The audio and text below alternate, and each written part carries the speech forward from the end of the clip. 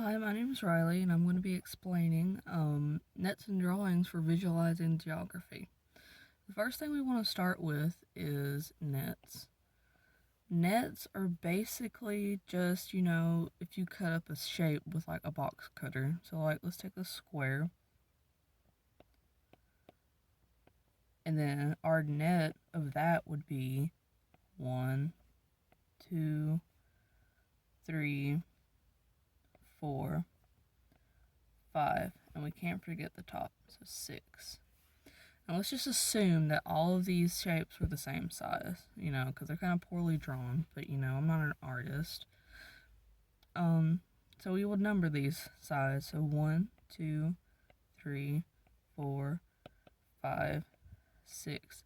It doesn't particularly matter how you number them, I don't think, but some people are really particular on how you do, but I don't. So I just know that there's 6 sides to a square.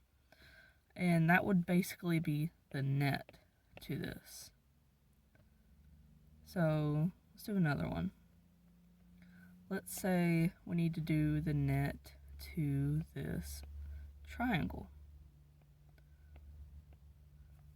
It has a square bottom. So we would start off with the square, and then we do the sides.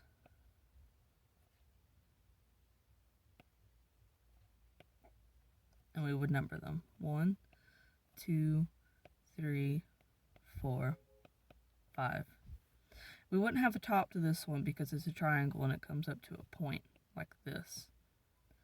Of course, these sides would be a little bit longer because, as you can see, it's a little bit longer here.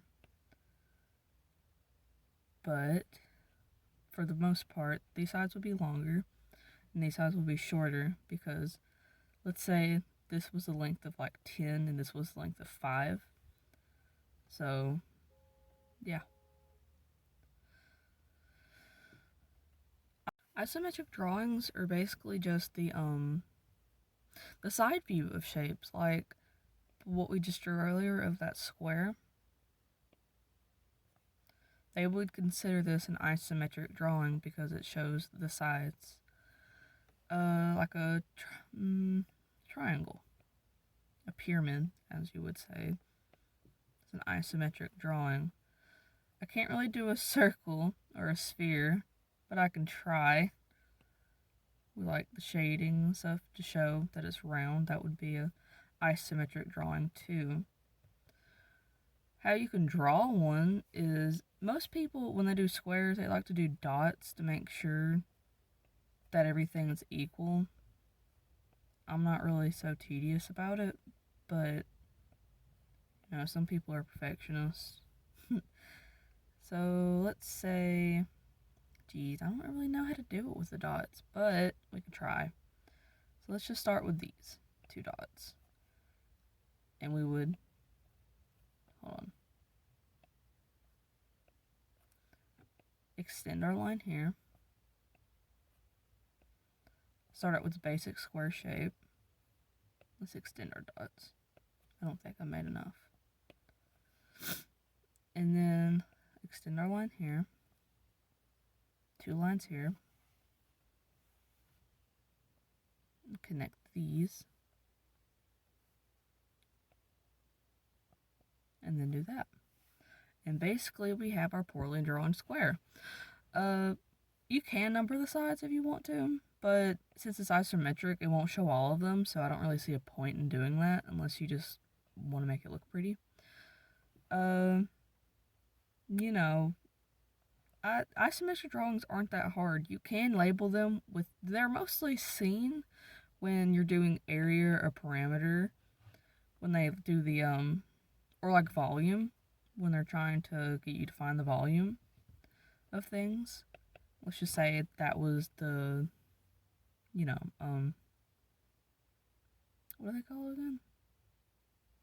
The numbers. Let's just say, okay, like height, width, and length. That would be totally incorrect because it's supposed to be a square and it's not supposed to be 3 different things. But you get what I'm trying to say. Orthographic drawings are basically like Okay, so say we have a square that we're trying to make an orthographic drawing of. It would include a top view of the square, a side view of the square, and a bottom view of the square. Now, doing a square as an example is practically pointless because squares are all the same all around. But let's try to do one with a triangle, or a pyramid. So a top view of a pyramid would basically just be a point with a square around it because it's a pyramid and you can't really see much from the top, so I'm not sure if that would work for orthographic. But a bottom view of the square of the pyramid would be a square, so it would be the bottom. A side view of it would be a triangle. So let's put side. Of course, you can, number them based on their length and their height and the width. But that's particularly when you're trying to find like the volume and the area and the parameters I said earlier. So an example for all three of these, a square for the net. Let's redo that.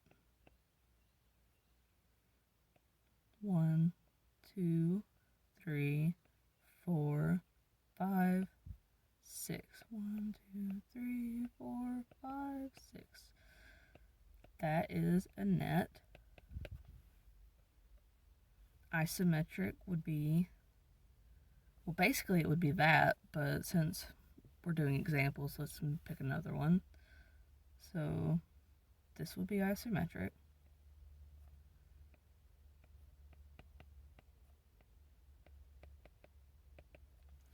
And orthographic would be, let's try to find a different example. Let's go with a rectangle. So top, let's just put a label with T. Side, rectangles are longer on the sides, as you know. I hope you know, because if you don't know, then you should probably not be in this class. And then bottom, which would be the same as the other side, but I just really suck at doing shapes. So that would be, let's add it to the side. Orthographic. I hope you found this a little bit helpful because I think that it helped you at least a little bit, because if it didn't, then I completely failed my purpose and I'm probably going to make a really bad grade on this exam, and I hope I don't, because if I had to take the test, it would completely ruin me. So that's my little essay, or that's my little tips and tricks, or my little doodad, whatever you want to call it, on visualizing shapes with nets and drawings.